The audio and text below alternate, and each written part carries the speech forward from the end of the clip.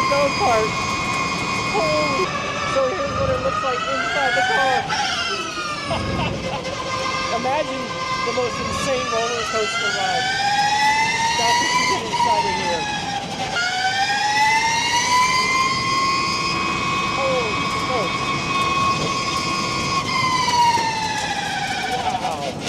Wow. Amazing.